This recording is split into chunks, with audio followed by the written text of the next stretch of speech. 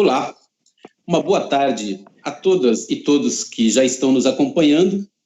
Quero desejar aí uma tarde de muita atenção, o rigor e a observância do distanciamento social. E hoje nós queremos aqui agradecer, nós contamos com a presença e com a participação aqui na nossa transmissão do padre Júlio Lancelotti, que é pároco da Igreja São Miguel de Arcanjo e é da Pastoral Povo da Rua, que faz um trabalho extraordinário já há bastante tempo de acompanhamento, de solidariedade e de cuidados com uma população que muitas vezes está esquecida pelo Estado, esquecida por uma sociedade do consumo, mas que a Pastoral Povo da Rua e o padre Júlio Lancelotti fazem um trabalho muito importante e sempre chamando a atenção da população, inclusive dos setores progressistas, dos setores populares, olhar com cuidado essa população que é parte da nossa sociedade.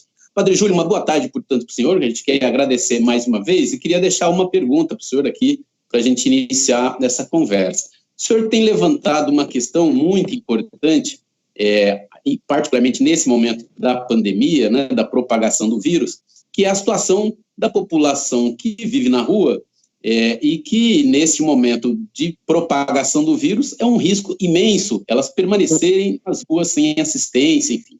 E o senhor tem defendido uma questão que é básica e, na nossa opinião, muito importante, que é que o poder público, a prefeitura, o governo do estado, o governo federal, faça aí, estabeleça formas de que os hotéis atendam essa população, possa acolher essa população nesse momento da pandemia, né? Eu já queria que o senhor também falasse um pouco, porque nosso país e as nossas cidades estão cada dia mais com uma população que não consegue pagar o aluguel, enfim, e que acaba morando na rua. Então nós temos um déficit habitacional muito grande e espaços vazios. Aqui no centro de São Paulo temos muitos espaços vazios. Queria ouvir a opinião do senhor sobre isso e como é que o senhor sentiu aí das autoridades, a reação das autoridades a essa proposta, nos parece muito sensata, que o senhor vem fazendo. Uma boa tarde. Boa tarde, eu agradeço a oportunidade de estar com você, com todos que estão nos acompanhando. O que é importante, a rede hoteleira que está ociosa nesse momento poderia acolher parte da população de rua, principalmente mulheres com crianças, casais com crianças, pessoas idosas, pessoas que estão mais vulneradas nesse momento e que precisam de proteção social. Então, eu até coloquei agora há pouco no Instagram, encontrei hoje uma família que tinham ido embora de São Paulo e voltaram agora, o pai, a mãe e 5 crianças, e ela está esperando o 6º filho. E eles estão num abrigo da prefeitura, só que a mãe e as crianças ficam num lugar e o pai no outro lugar. Ora, na hora me causa uma indignação, porque esses governos que gostam de fazer discursos sobre a família e defender a família, separam o pai das crianças. As crianças pequeninas estavam agarradíssimas com o pai, porque eles ficam durante o dia na rua, à noite que eles vão para o abrigo. Se eles estivessem na rede hoteleira, e a rede hoteleira tem feito uma coisa boa, que é abrigar profissionais de saúde, médicos e demais profissionais de saúde dos hospitais e não estão voltando para casa. Mas ainda assim há vagas, há disponibilidade, principalmente de uma rede hoteleira mais popular, há a rede de hostels que poderiam estar acolhendo essa família e essas crianças ficarem junto do pai, junto da mãe. Então, isso é uma medida que tem sido tomada em muitas cidades do mundo neste momento, até Londres está fazendo isso, e há cidades no estado de São Paulo e também pelo Brasil que estão tomando essa providência. E isso faria com que essas pessoas tivessem um lugar adequado para não ter que ficar no abrigo da prefeitura durante a noite e durante o dia tem que ficar. E também o que tem me causado espécie e me deixa assim indignado é de que Os centros de acolhida e de convivência da prefeitura não estão oferecendo máscaras, não estão oferecendo álcool em gel, não estão oferecendo condições para que essas pessoas sejam protegidas e, principalmente, isso é uma coisa que vocês poderiam nos ajudar muito, a dificuldade que a população de rua está em ter acesso ao site da Caixa Econômica Federal para se inscrever e receber o auxílio emergencial que o governo federal disponibilizou, mas que aos mais pobres não chega, aos mais desprotegidos não chega. Imagine que o site da Caixa Econômica pede que tenha SMS. Como é que pessoas que estão em situação de rua vão ter SMS para receber esse auxílio? Sem dúvidas, na maioria das vezes não tem nem celular, né?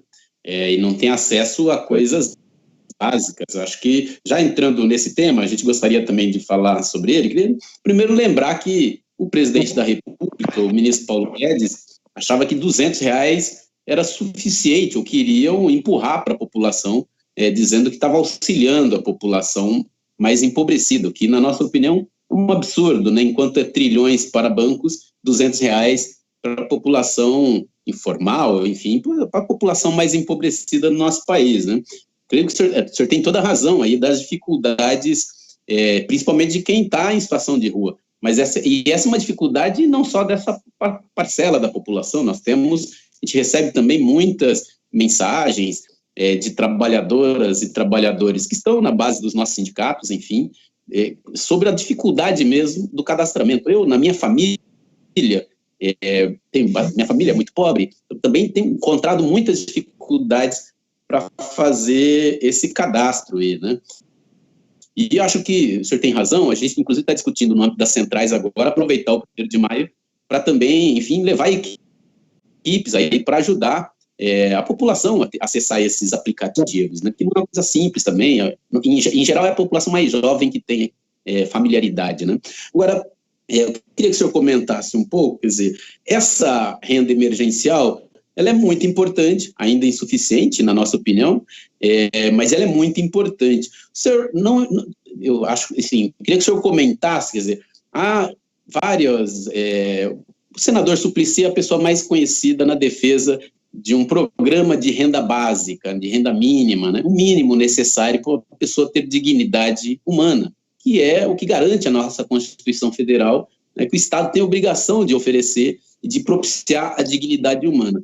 E ouvir do senhor, assim, como é que a gente pode atuar e aproveitar essa crise, se é que é possível aproveitar uma crise, para que o país saia desse processo, primeiro garantindo essa renda que precisa chegar a todo mundo o mais rápido possível, né?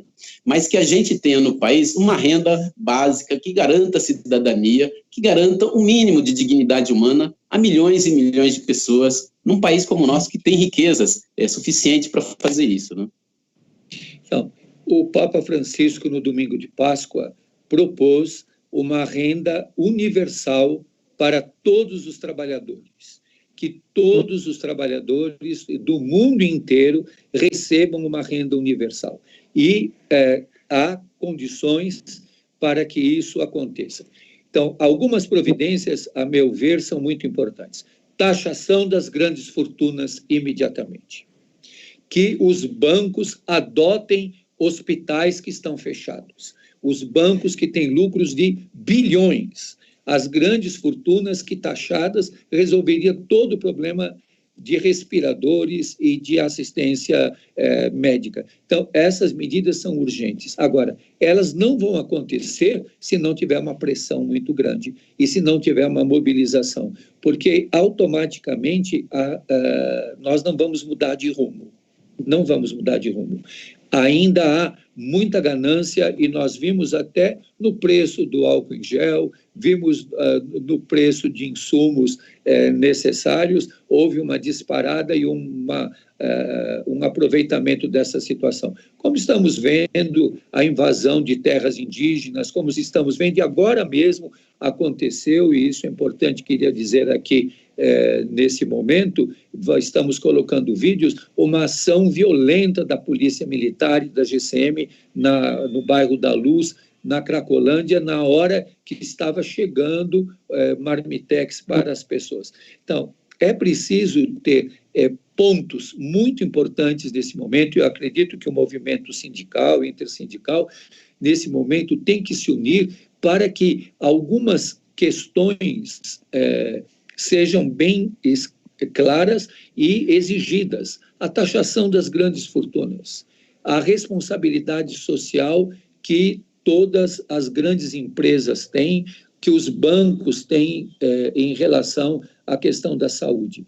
Esses dias, eu estava lembrando os ensinamentos de Santo Tomás de Aquino, que é um dos maiores teólogos e que fundamenta muitas vezes as posições dos conservadores, mas eles ouvem o Santo Tomás de Aquino só no que lhes interessa. E São Tomás de Aquino faz uma colocação muito séria, dizendo que no momento de emergência cessa a propriedade privada. Todos os bens são coletivos. Nós estamos vivendo no momento emergencial. Suspensão da taxa de água e de energia elétrica para o povo, para os trabalhadores, para aqueles que vivem situações mais difíceis. Então, há situações muito claras que nós temos que assumir como pontos de honra. E essa questão da renda mínima, que o Suplicy sempre colocou, que foi aprovado, não foi regulamentado, e que seria agora não somente uma renda emergencial, mas uma renda mínima permanente para o trabalhador brasileiro e, como o Papa Francisco pediu, para todos os trabalhadores no mundo todo. Muito bem, quero dizer para o padre também, para quem nos assiste, a Intersindical, juntamente com a Frente Povo Sem Medo, o companheiro Guilherme Boulos, do MTST, o Movimento Sem Terra, enfim, os setores populares, as centrais sindicais, nós temos aí, estamos na rua, com uma campanha na rua, não porque nós estamos em confinamento, né, mas trabalhando nas redes, uma campanha mesmo pela taxação das grandes fortunas, que, como o senhor apontou, é um caminho, né? Nós vemos uma das sociedades mais desiguais do mundo. Eu sou bancário e a gente sabe muito bem a evolução do lucro dos bancos, ano a ano, ganham com crise, ganham sem crise, e o país que tem 6 bilionários concentra metade da riqueza, às vezes mais do que na hora de fazer justiça tributária e de taxar mesmo as grandes fortunas, que nos querendo nos somar aqui e deixar o nosso compromisso, nós estamos buscando essa questão. O senhor falou aqui que na expressão do Papa Francisco, né, que me parece uma das figuras mais importantes do mundo na atualidade, uma pessoa que vem chamado à razão, enfim, apontando os principais problemas que assolam a população, e o Papa Francisco não se cansa de lembrar que o mercado não vai trazer soluções para o nosso povo, para os povos, né, para os países do mundo, porque o mercado quase sempre coloca o lucro acima de tudo, né? A propriedade, como o senhor disse aí, acima da vida, o lucro acima da vida. E nós estamos num momento de crise econômica, onde os economistas, enfim, os especialistas têm dito que não se sai de uma crise dessa se o Estado não assumir um papel, seja de coordenar na economia, seja de prover políticas públicas, né? Agora, como é que o senhor vê, num país, e um ministro como a gente tem, o ministro Paulo Guedes, que é banqueiro, um financista que vem do mercado financeiro, eles resistem muito.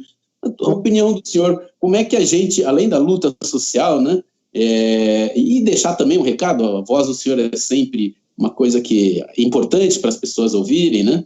E o senhor consegue convencer as pessoas pela seriedade, pelo compromisso que o senhor demonstra da vida toda, dessa relação que nós precisamos ter, né? Do papel social do Estado, e de que as saídas são coletivas e não a gente deixar na mão do mercado, que é um mercado financeiro que controla hoje, né? Queria que o senhor comentasse essa... O Papa Francisco, na sua exortação apostólica Evangelii Gaudium, ele deixa muito claro de que a lógica desse sistema neoliberal capitalista que nós vivemos é o descarte. As pessoas estão descartadas. E esse sistema está mostrando esse momento que ele se esgotou. Ele não se sustenta.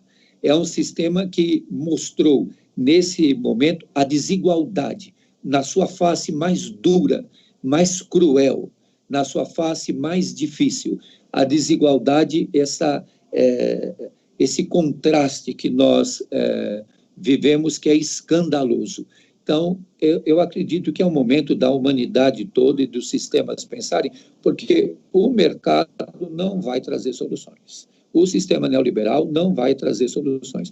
Você veja o escândalo do presidente dos Estados Unidos retirar a ajuda para a Organização Mundial de Saúde. Você veja que 140 votos na ONU a favor da cooperação entre as nações, 3 contra. O Brasil, os Estados Unidos, e eu não lembro agora se era a Turquia ou qual o outro. O Brasil votou contra a cooperação científica, contra a troca de informações, de dados, a interajuda, porque se curva a política americana, norte-americana, do presidente Trump. Então, esse sistema caduco, homicida, assassino, excludente, que descarta, ele não vai trazer solução. Não vai trazer solução. Eu sei de que nós não vamos fazer uma mudança da noite para o dia, mas é uma responsabilidade dos movimentos sindicais, dos movimentos populares. Eu não vou ver essa mudança. Na idade que eu estou, eu não vou ter tempo de ver. Mas os que virão, terão que ver uma mudança de sistema. Esse sistema esgotou. Quando a gente fala isso, o pessoal diz, então você quer o comunismo? Não, eu não quero nenhum autoritarismo de Estado, desse Estado neoliberal, desse Estado que esmaga as pessoas, que mata, como nós estamos vendo em tantos lugares do Brasil e que estamos vendo no mundo. O que está acontecendo com a África? O que está acontecendo com os nossos irmãos africanos? O que está acontecendo com os povos indígenas, com os povos originários no Brasil, com os quilombolas, com todos aqueles que são chamados de minorias, mesmo que não sejam minoritariamente, quantitativamente, o são politicamente ou na representação da sociedade. Então, eu acredito que cabe a nós, e ninguém pode tirar de nós, a força de exigência, de mobilização, de estarmos unidos na luta com bandeiras muito fortes e muito claras. Nós estamos vendo nesse momento dramático que nós estamos vivendo, as respostas institucionais e as respostas do Estado são burocráticas, lentas, excludentes e desumanas.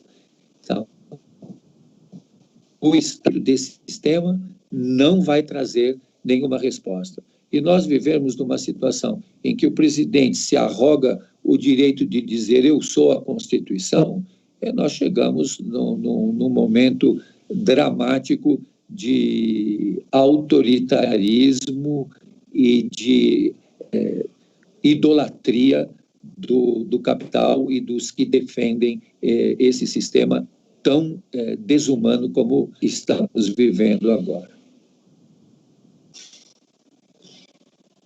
Muito importante a reflexão que o senhor traz e um alerta, né? Acho que a humanidade está enfrentando diversos dilemas e a gente sabe que a exploração e a concentração de riqueza, a ganância, como o senhor diz, está na raiz desses principais problemas que assolam milhões e milhões de pessoas no Brasil e em diversas partes do mundo, né? Queria voltar um pouco aqui ainda sobre a cidade de São Paulo e aqui o Estado.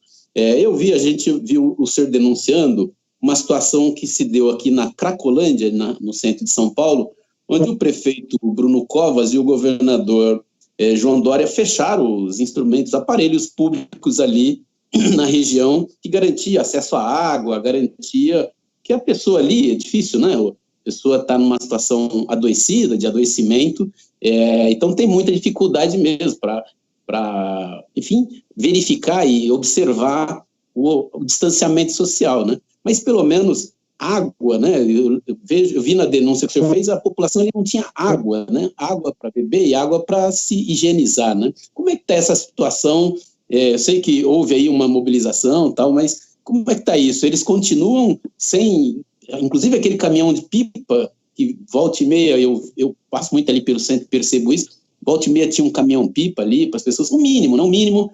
Eu queria que o senhor contasse um pouco se tem algum retorno da prefeitura e do governo do estado sobre isso.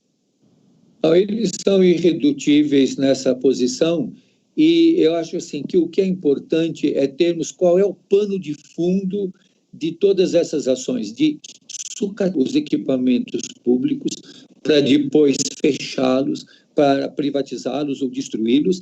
Tem um pano de fundo, é o mercado imobiliário. O que determina o caminho em muito da prefeitura e das ações é o mercado imobiliário. São os interesses econômicos. Nós estamos vendo isso pelo Brasil todo e aqui em São Paulo. A própria questão do tempo de isolamento social, de cuidados, está sendo determinado, está sendo visto a partir dos interesses do capital, dos interesses daqueles que detêm o poder econômico, social e político. Então, o que aconteceu na Cracolândia é um sinal, é como que um cartãozinho ou um 3x4 que nos mostra a perversidade de um sistema econômico, a perversidade dos interesses econômicos que invadem a administração, que invadem o governo e que começam a agir pela pressão dos grupos de interesse econômico, dos grupos imobiliários, dos grupos que defendem o seu lucro. Por isso, eu não quero ser pessimista não, mas eu tenho muita dificuldade de achar que esse sofrimento de agora vai trazer por si só uma mudança. Não vai trazer uma mudança se os que estão embaixo não sacudirem a mesa dos que estão em cima. Se os que estão embaixo não puxarem a toalha dessa mesa e derrubarem tudo no chão. Se os que estão embaixo não gritarem muito e não se mobilizarem, buscando nesse momento as brechas desse sistema. Nenhum sistema ele é tão fechado que não tenha brechas. Tem brechas. Nós temos que entrar por essas brechas. Eles têm tentáculos muito fortes, muito poderosos. Podem nos eliminar a qualquer momento. Nós estamos vivendo um momento de um risco de uma volta de uma ditadura explícita e militar no Brasil novamente. Esse risco acontece. E grupos como sindicatos intersindicais, grupos de trabalhadores e grupos de movimentos populares e grupos de igrejas que são aliados dos movimentos populares e do povo, estão na mira dessas pessoas. Então, você vê o próprio jornal Estado de São Paulo publicou nesta semana que 5 milhões e 500 mil pessoas invisibilizadas vão ficar fora do auxílio. Você acha que isso não é premeditado? Você acha que isso acontece por acaso? Você viu que o TRF1 derrubou a exigência do CPF para se conseguir essa ajuda e que o STJ derrubou essa proposta ou essa decisão do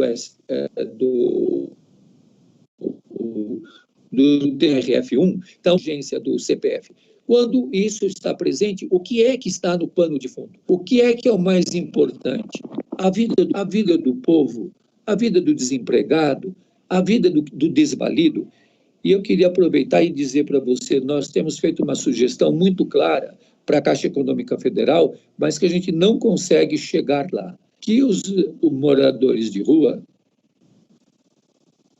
pudessem pular, que as entidades sociais que têm credibilidade, porque elas são conveniadas com o poder público, pelo Tribunal de Contas, que elas identificassem as pessoas com o nome, a data de nascimento, o nome da mãe, que é fundamental na identificação da pessoa, e a naturalidade para evitar homônimos. E para não ter nenhuma corrupção, que essas pessoas fossem identificadas pela Caixa Econômica Federal, pela digital, e que essas pessoas, então, fossem simplificado o acesso massivo dos pobres a esse momento que é tão sufocante. Porque não há isolamento social sem condições econômicas, sem condições das pessoas terem como se alimentar, terem como se higienizar e terem tranquilidade para saber que vão poder comer no dia seguinte.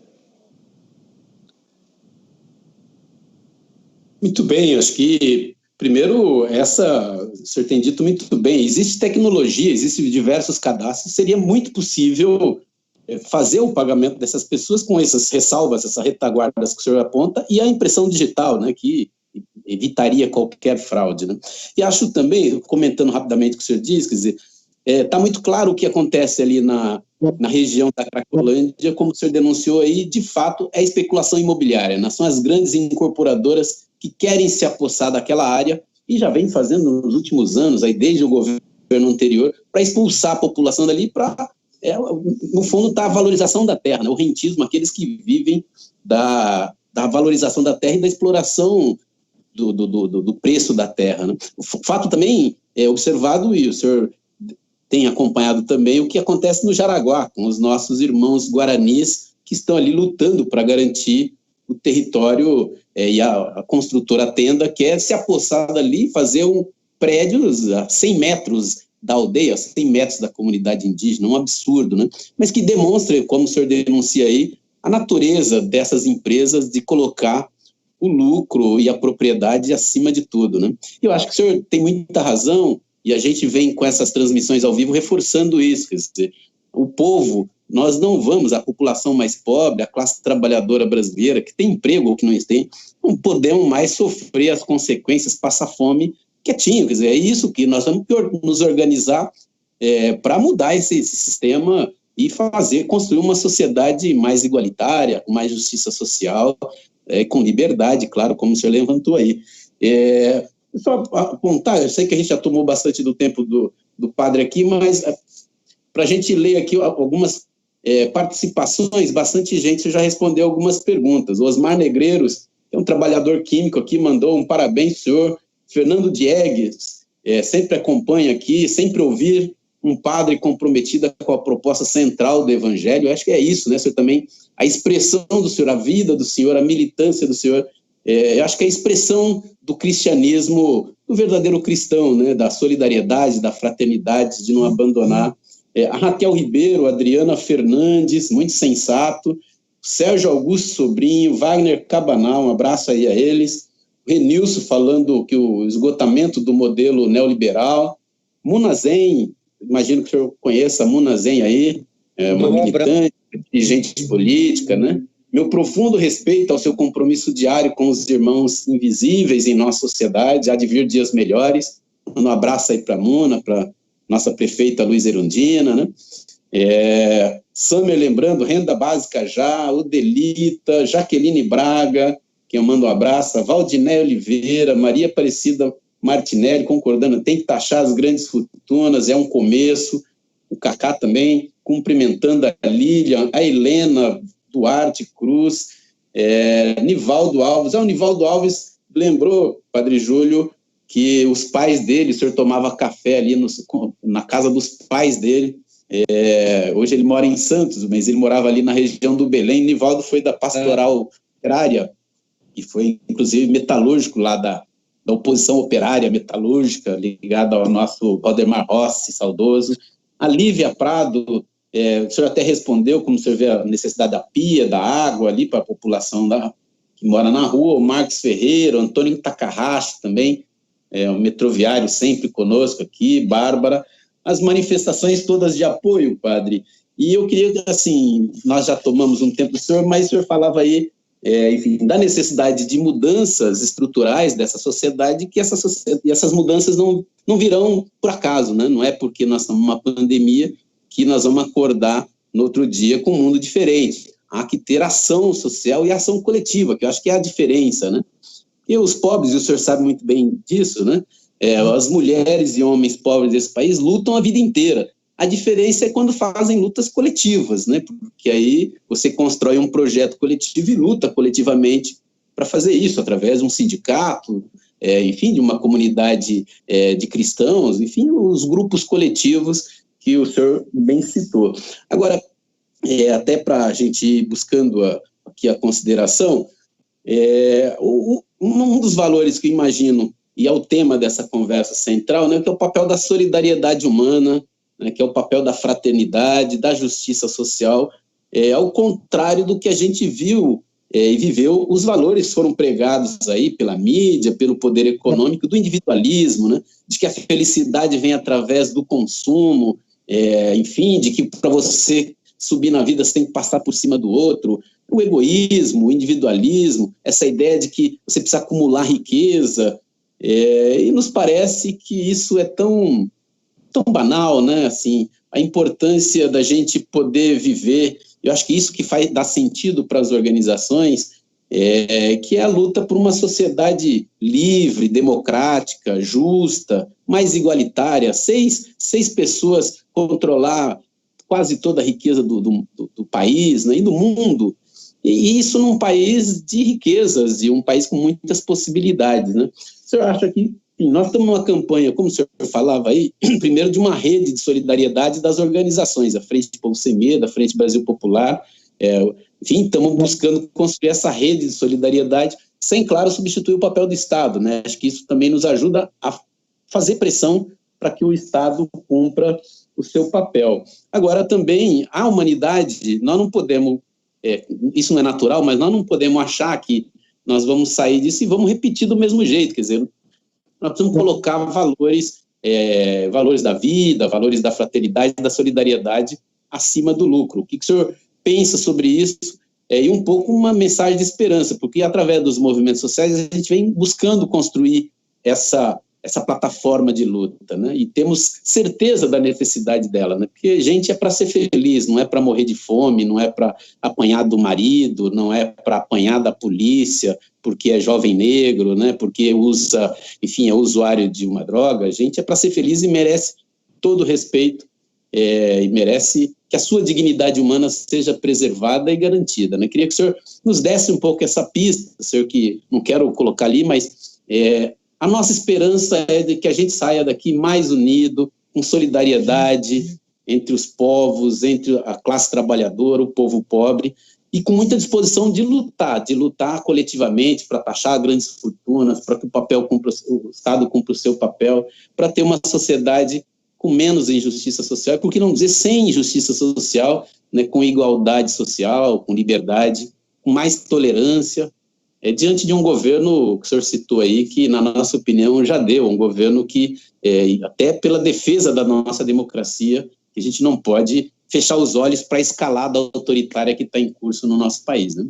Queria que o senhor comentasse, também deixasse essa mensagem de esperança aí, porque nós achamos que é por aí, nós construir a unidade do povo para lutar, né? Para lutar coletivamente por uma sociedade com liberdade, com igualdade, com justiça social. Olha, eu acho que a nossa esperança, talvez, um padre vai falar isso, mas a nossa esperança é luta. A nossa esperança numa sociedade de classes e numa pandemia como essa, que tem que ser analisada a partir da sociedade de classes, das desigualdades que nós vivemos. Então, a nossa esperança é lutar, é resistir, é incomodar. Nós não podemos pensar que vamos voltar ao normal. Não existe normal. O normal que nós vivemos é sempre a escravidão. O normal que nós vivemos é a exploração do trabalhador. O normal que nós vivemos é a expropriação da vida, é o descarte. Nós não podemos voltar a esse normal. Nós temos que voltar ao que talvez seja considerado anormal, a rebeldia, a negação dessa forma de viver.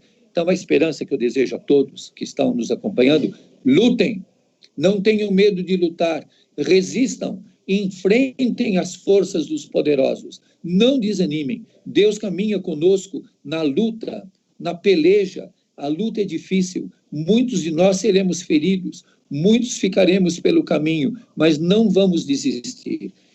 A solidariedade que está existindo agora, ela não pode ser a solidariedade do supérfluo, mas a solidariedade política, econômica, social de uma vida onde todos tenham dignidade e onde todos possam celebrar e festejar a liberdade, na diversidade, nas diferenças, superando os contrastes e as desigualdades, e sempre o nosso critério, aquele que é o último da fila, aquele que está pegando o resto, aquele que ainda tem que mexer no saco de lixo, ele é o nosso critério. Como dizia o saudoso Papa São Paulo VI, enquanto houver um homem sofrendo injustiça, não há motivo para a paz. A paz que nós queremos não é a paz do conformismo, mas é a paz da transformação que vem pela resistência e pela luta. Muito bem, Padre Júlio Lancelotti, sim, fiquei até arrepiado aqui. A gente sabe que o senhor defende mesmo a luta social, que o senhor sempre combateu o conformismo, mas é muito importante ouvir isso, e a gente sabe que tem, sei lá, Padre Júlio Lancelotti, Padre Paulo, lá na Zona Leste também, que a gente tem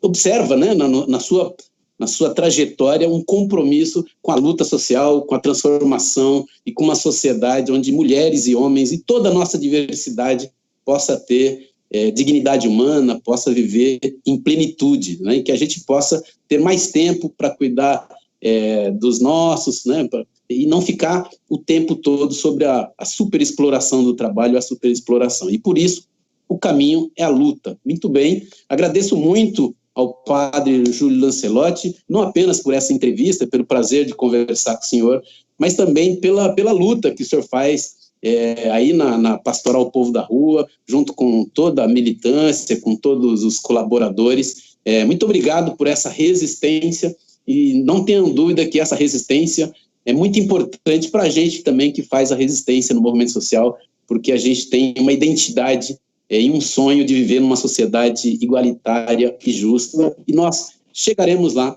com a luta social e com a luta das mulheres e dos homens, e com a participação dos cristãos, verdadeiros cristãos, que tenham um compromisso com a vida, particularmente daqueles que estão mais pobres. Muito obrigado, Padre Júlio. Se o senhor quiser falar mais alguma coisa, estamos aqui abertos. Eu agradeço muito.